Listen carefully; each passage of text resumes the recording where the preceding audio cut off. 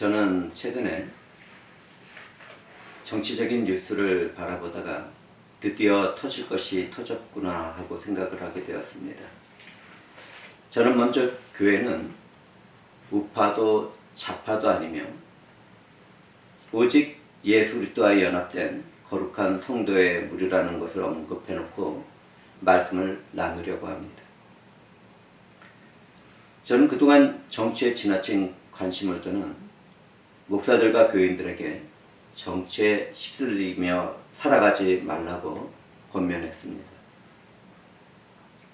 저는 계엄을 선포하고 무너진 정권 속에서 무속이나 이단들의 모습을 발견했기 때문입니다. 그 일로 저는 분별력 없이 구구에 속한 교회와 교인들에게 오해를 받고 거절을 당했습니다. 그러나 이제는 그들도 제가 무엇을 말하고 있었는지 잘 알게 되었을 것입니다. 만약 그렇지 않다면 하나님의 심판하는 손 안에 빠져 있는 것이겠죠.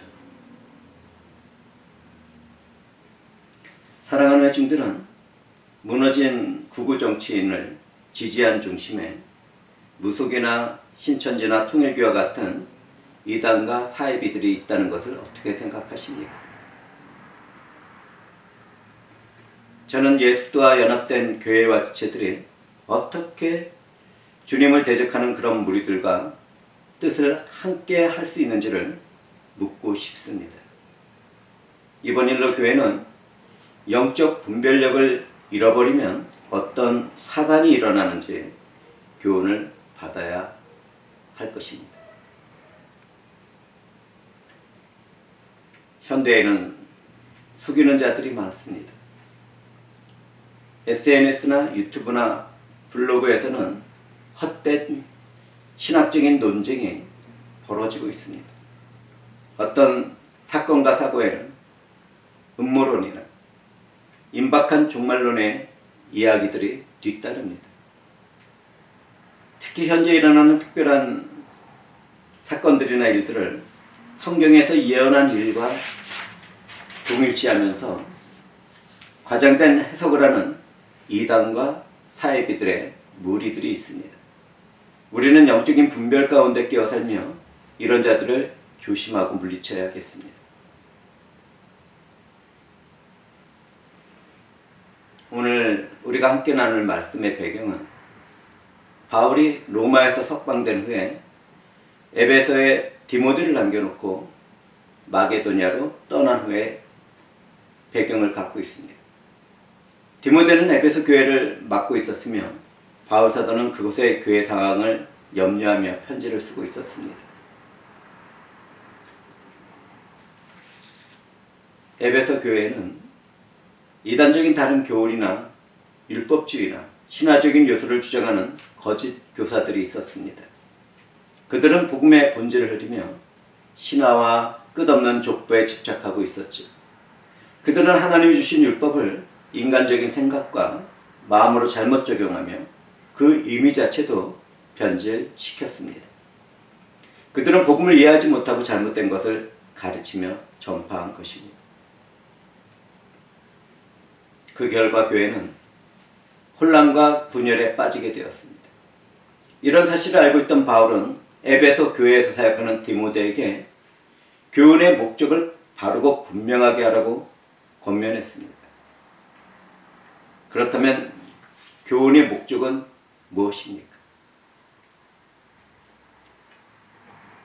교훈의 목적은 복음의 진리에서 나오는 사랑입니다.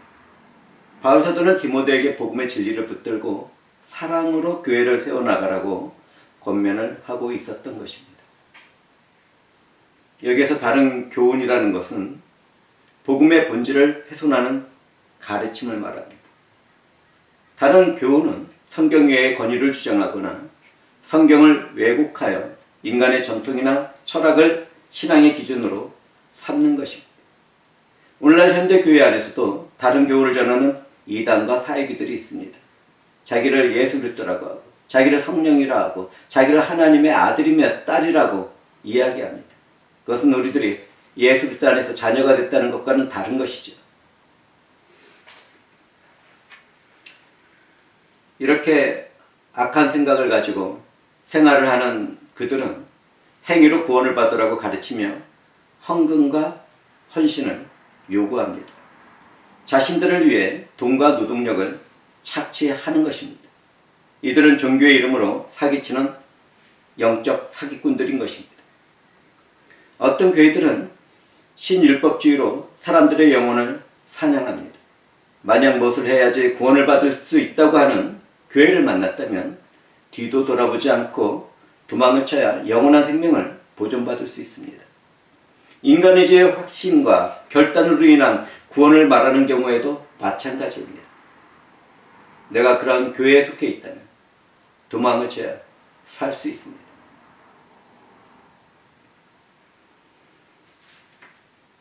구원은 오직 주 예수 그리스도의 대속의 은혜로 받습니다.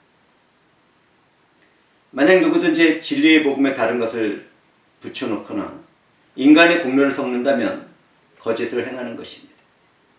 내가 아무리 방언을 하고 예언을 한다 하더라도 성령의 불을 받은 신비한 체험을 했다 하더라도 구원을 얻을 수 없습니다. 하나님은 오직 예수 그리스도를 믿고 주로 섬기는 사람들에게 은혜를 베푸시며 의롭다고 선언하며 자녀를 삼기 때문입니다.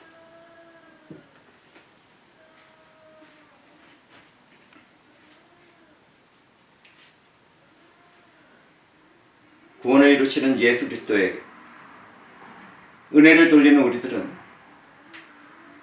예수 그리스도 외에 다른 교훈들은 구원의 믿음을 낳지 못한다는 사실을 고백하고 확신을 갖고 살아가야 합니다.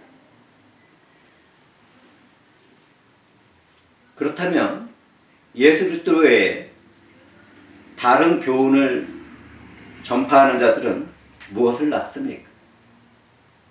이단 사이비한 말다툼과 분열과 믿음의 혼란을 낳습니다. 오늘날 교회와 교인들은 영적인 분별력 가운데 복음을 대체하거나 인간의 공로를 섞는 혼합된 가르침을 정말 조심해야 합니다.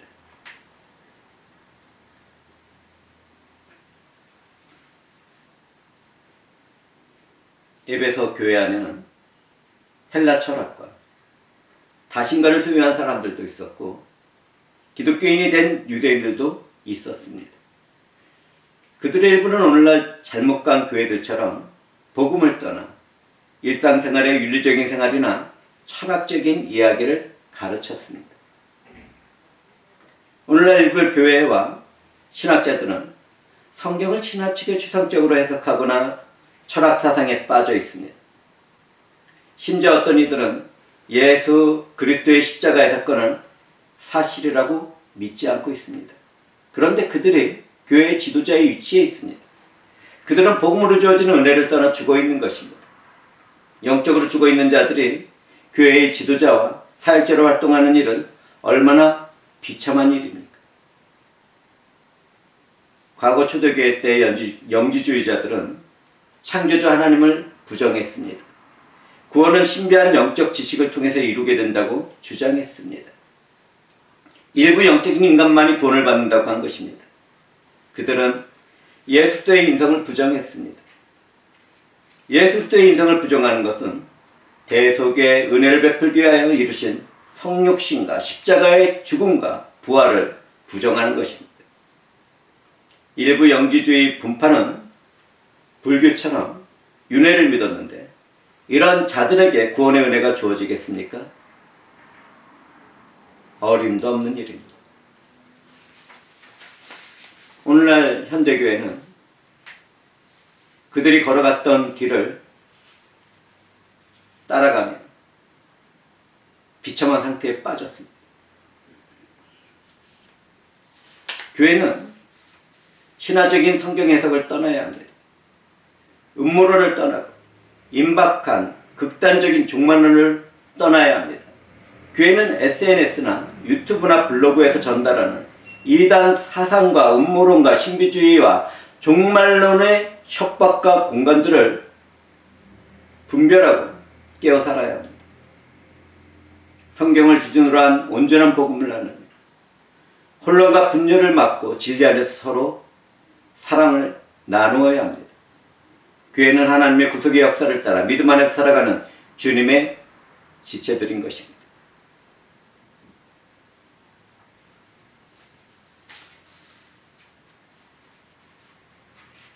그 당시에 교회 안에 있던 유대인들은 창세기나 역대기와 같은 족보에 지나치게 집착하면서 자신들의 혈통적인 우월함을 주장했습니다. 신화나 족보에 집착하는 것은 자기 자신을 높이며 우월성을 주장하는 것입니다. 그렇다면 현대의 교회는 어떻습니까? 오늘날에도 나는 몇 대에 걸친 기독교 가문의 사람이다, 나는 모태신앙이다라고 주장하는 사람들이 있고 말하는 사람들이 있습니다. 그러나 그런 주장이 주 하나님이 이루시는 구속의 일과 무슨 상관이 있습니까? 사랑하는 형제자매들은 가문과 혈통이 구원의 믿음과 상관이 있다고 생각하십니까? 전혀 아니죠. 모든 사람들은 믿음으로 예수를 하나님의 아들이며 구원의 주라는 것을 고백해야 구원의 은혜를 받게 됩니다.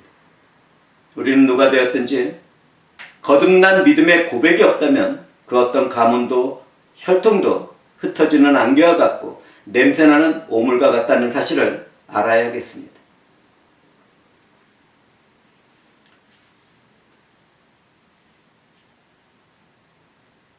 교회 안에는 특정한 교단이나 신분이나 신학을 전공한 학력 같은 것으로 영적인 권위를 주장하는 사람들이 있습니다. 참으로 어리석지요. 어떤 사람들은 교회를 초월했다고 말하기도 하고, 또 어떤 사람들은 우리 교단은 순수한 복음을 지킨다고 자랑을 하기도 합니다. 교회 사역자인 자는 교단이 없는 위험한 초교파보다는 비록 조금씩 다른 부분이 있다 하더라도 정통적인 교파에 속한 교인들을 더 안전하고 좋게 바라봅니다.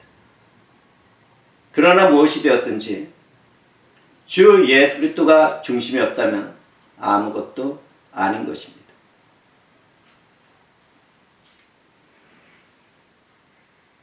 우리는 모든 성도가 복음 안에서 은혜로 부름을 받은 평등한 지체라는 사실을 잊지 말아야 합니다. 만약 누군가 교회 안에서 자기의 권위를 주장한다면 교회 안에서의 리더십은 사랑과 섬김의 열매로 검증되어야 한다는 사실을 함께 알아야겠습니다. 그 어떤 외적인 권위보다 내적인 믿음과 사랑을 기초로 한 진실한 성품과 권위가 더 중요한 것입니다. 그러한 일은 성령으로부터 주어집니다. 또한 개혁된 교회 안에서 교리교육은 반드시 필요합니다. 그러나 교리의 지식이 지적인 우월감이나 논쟁이 되어서는 안 되겠습니다. 교회 안에서 생명의 복음을 가지고 쓸데없는 논쟁으로 분열을 초래한다면 그것처럼 어리석은 일은 없는 것입니다. 오늘날 현대의 교회들이 수많은 교파, 교단으로 나눠진 것이 그러한 어리석임 때문이라는 것을 우리는 알아야겠습니다.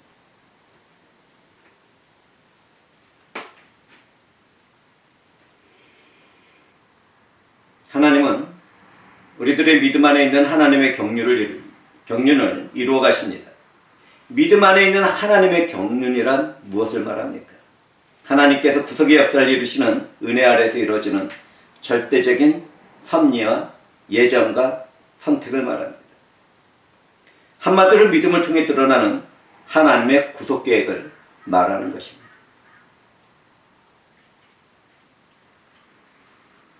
바울 사도가 말한 교훈의 목적은 청결한 마음과 선한 양심과 거짓이 없는 믿음에서 나오는 사랑입니다.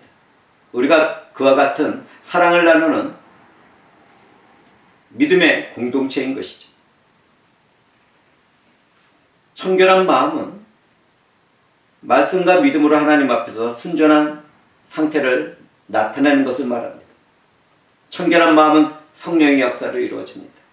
거듭남과 회심과 성령이 열매를 맺어주는 것이 청결한 마음인 것입니다. 청결한 마음을 소유한 사람들은 날마다 말씀과 찬양과 기도로 내면의 동기까지도 스스로 점검하는 삶을 살아갑니다. 그렇다면 어떻습니까? 사랑하는 형제와 자매도 그러한 삶을 살아가고 있는지.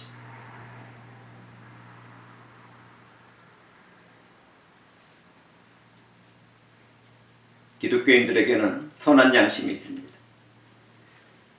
선한 양심은 도덕적인 분별력과 성령에 의해서 주어진 마음에서 시작합니다. 칼빈 선생은 양심을 하나님 앞에서의 내면의 법정이라고 말했습니다. 선한 양심은 말씀과 성령에 의해서 형성됩니다. 그렇기 때문에 선한 양심은 성령의 인도하심에 민감하게 반응합니다. 날마다, 순간마다 죄에 대해 민감한 양심을 유지하는 것은 성령의 역사가 있기 때문이고 우리가 선한 양심을 소유하고 있기 때문입니다. 그런 삶을 살아가는 것은 성도의 마땅한 삶의 태도인 것이죠.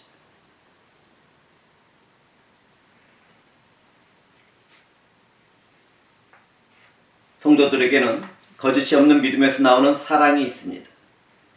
거짓이 없는 믿음에는 진실함과 진리가 바로 뒤따라갑니다. 어떤 사람들은 교회 안에서 경건하고 헌신 봉사의 삶을 살아가지만 가정이나 사회에서 탐욕과 분노를 드러내는 경우가 있습니다. 한때 저도 그런 사람이었다는 것을 고백드립니다. 그리고 지금도 계속 그러한 일에서 자유로워지기 위해서 말씀 안에서 저를 복종시켜 나가고 있죠.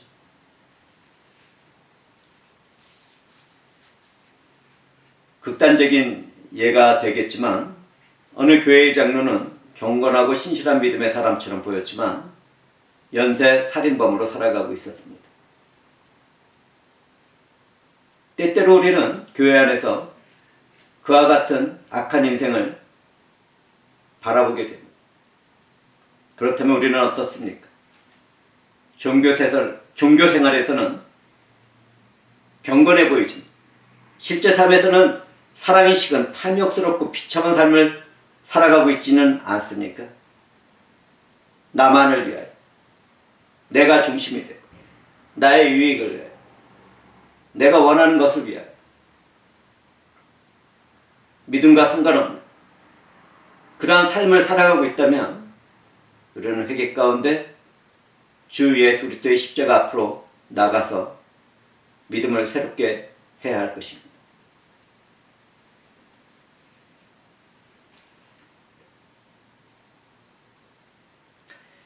바울 사도는 청결한 마음과 사는 양심에서 나오는 사랑이 진정한 신앙의 열매라는 것을 강조합니다. 거짓 없는 믿음은 진실하고 투명한 믿음의 삶을 추구함으로 그 모습을 드러냅니다.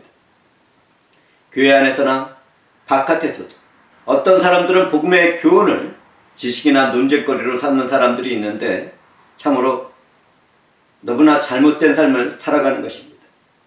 특히 인터넷상에서는 그러한 일들이 더욱 심화됩니다. 생명의 복음을 그렇게 논쟁거리로 삼고 자신의 우월감으로 삼는 것은 얼마나 비참한 일입니까?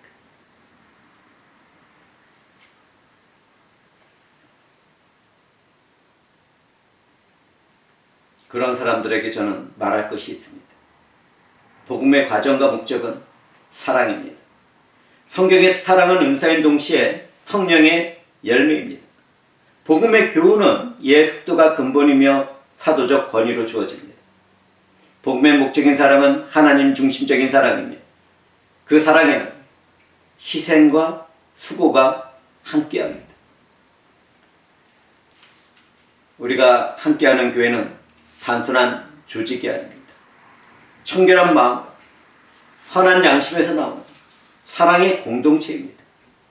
우리는 분열과 갈등이 생길 때 어떻게 행동합니까? 진리 안에서 사랑으로 해결해 나갑니까? 판단과 정죄를 하는 중에서도 회복을 바라보고 용서를 실천하며 존중하며 사랑하고 있습니까? 교회 안에서 말씀과 성령의 봉사와 사역과 권징에는 위선이 없어야 합니다. 거짓된 마음, 질투와 시기심이 없는 그런 깨끗한 마음과 영혼으로 그러한 일들을 행해 나가야 합니다. 거짓이 없는 믿음으로 서로를 존중하며 사랑하는 거룩한 감정과 의지와 선한 마음을 서로 나누어야 하는 것입니다.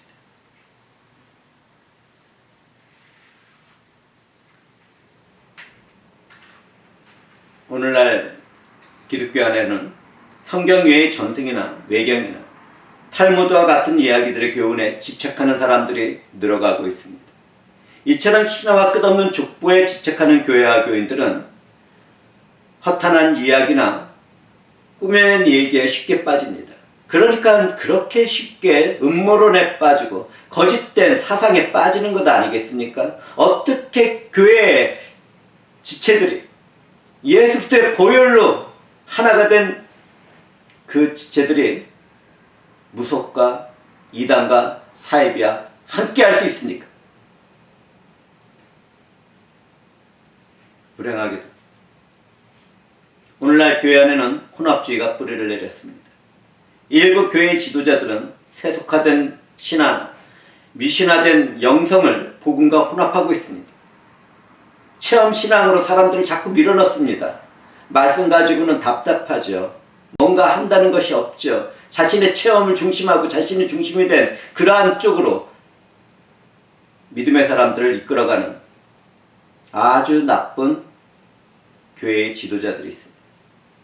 인간 중심으로 번영과 축복을 갈망하며 방언과 예언과 체험신앙에 진심인 사람들은 내가 온전하게 예수 뜰에 서 있는지 자기 자신을 점검해 보아야겠습니다.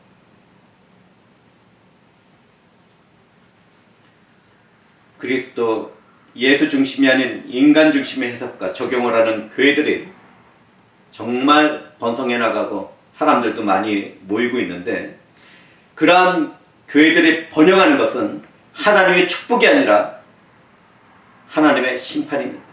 참된 교회의 지체들은 주관적인 체험보다는 객관적인 말씀에 성령의 은사와 직분보다는 하나님과의 깊은 영적인 교제와 성령의 열매에 초점을 맞추며 살아갑니다. 그렇다면 우리들은 그러한 모습을 보이고 있는지 하나님과의 영적인 교제 앞으로 먼저 나아가고 그 교제 안에서 이루어지는 성령의 열매를 맺는 그런 귀한 삶을 통하여 하나님께 영광을 돌리고 이 어두운 세상에 생명의 빛을 전달해서 영혼을 살리며 이 부패한 세상에서 그것을 막아나가는 그러한 소금의 역할을 감당하고 있는지.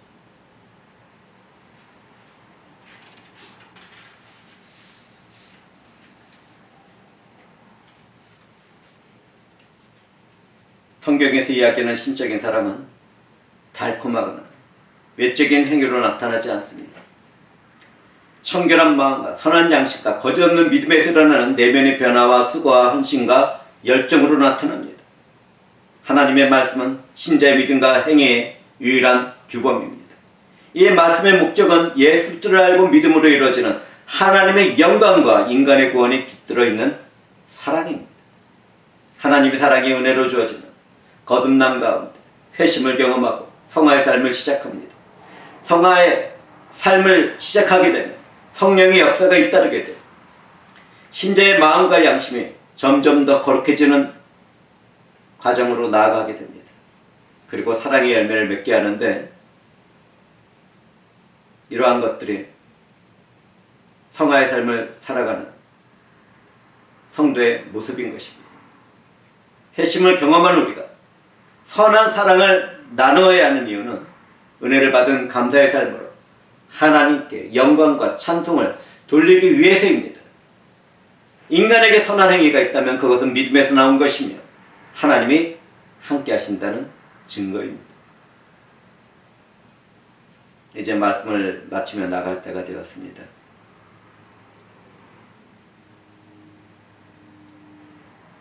우리가 함께하고 있는 교회는 진리에 세워진 사랑의 공동체입니다. 그런 교회에 이단과 사이비적인 가르침과 일시적인 삶이 스며들어 있다면 그것처럼 비참한 일은 없는 것입니다. 인간은 스스로 속일 수 있지만 하나님의 눈과 귀를 가리고 막을 수 있겠습니까?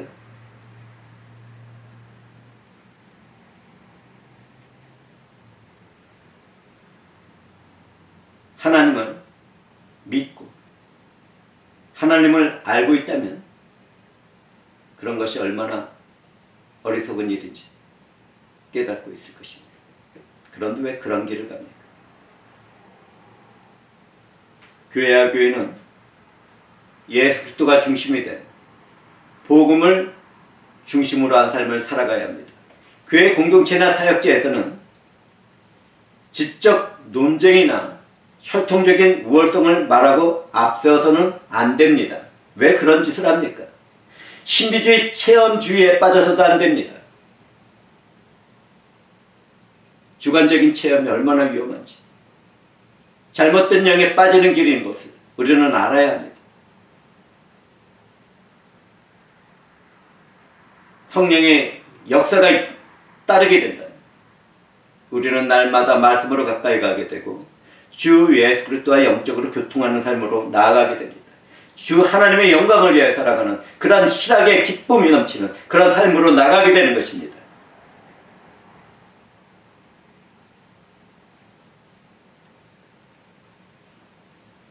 우리는 복음의 단순성과 사랑의 목적을 지켜나가야 할 하나님의 사람들입니다.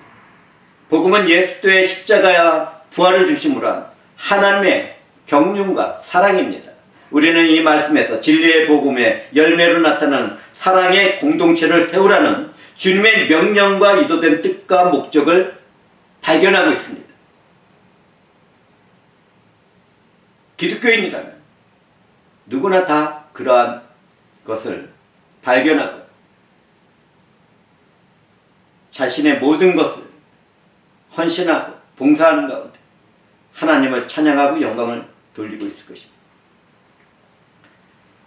말씀과 성령에 의해서 예수 그리스도 안에서 하나님의 자녀가 된 우리는 거짓된 믿음과 위선과 외식에 빠진 삶을 살아서는 안 됩니다. 청결한 마음과 선한 양심을 소유한 선한 사랑을 나누며 살아야 합니다. 오늘날 세상에는 마시지 못할 흙탕물이 거칠게 흐르고 있습니다. 각종 음모론으로 너와 나를 분리하고 분열시키고 있습니다. 극단적이며 임박한 종말론에 빠져 영혼을 사냥하는 일 너무나도 쉽게 보게 됩니다. 우리는 이와 같은 헛된 사상과 생각에서 벗어나 믿음 안에서 구속의 역사를 이루시는 하나님의 섭리에 적극적으로 순종하는 삶을 살아야겠습니다. 바울이 전한 교훈은 단순한 교리적인 경고가 아닙니다. 복음의 본질을 지키고 사랑에 교회 공동체를 세우기 위한 영적인 가르침입니다. 오늘날 현대의 교회들은 이 말씀을 붙들고 진리 안에서 사랑을 실천해야겠습니다. 그래야만 타락하고 어두운 세상 속에서 빛과 소금의 역할을 감당하며 살아갈 수 있습니다. 교회 안에서의 교육과 설교는 예수의 십자가의 부활과 하나님 나라의 복음을 중심에 두어야 합니다. 세상적인 상상력이나 철학이나 상징적인 해석을 던져놓고 오직 성경의 충실한 말씀을 전하고 받고 나누어야 합니다. 교훈의 목적은 사랑이라는 것을 깨닫고 성경이나 교리적인 지식보다 내면의 변화한 공동체의 치료와 회복을 추구해야 합니다. 사랑 안에서 말이죠. 우리는 다 그렇게 주 하나님 아버지의 사랑을 나누는 형제와 자매들이 아니겠습니까? 사랑하는 형제와 자매들은 믿음 생활에서 무엇을 중심에 두고 무엇을 생각하며 살아갑니까? 우리는 어떤 존재들입니까? 복음의 진리를 지키고 사랑의 공동체를 세워나가야 성도라는 거룩한 이름을 지는 주님의 지체들이 아닙니까? 교회가 진리 안에서 사랑을 실천할 때 부패한 세상은 소금과 같은 우리로 인하여 보호되고 보존될 것입니다. 어둠에 잠긴 세상은 복음을 전하는 우리로부터 생명의 빛을 받고 소생하는 삶을 살아가게 될 것입니다. 소망이 생길 것입니다. 죽었던 육체의 삶에서 깨어나 영원한 새 생명을 받고 소망 가운데 그렇게 살아갈 것입니다. 우리는 주 예수와 말씀 교훈을 받고 이 두 가지의 일을 성취해 나갈 주 하나님의 백성들이며 자녀들입니다.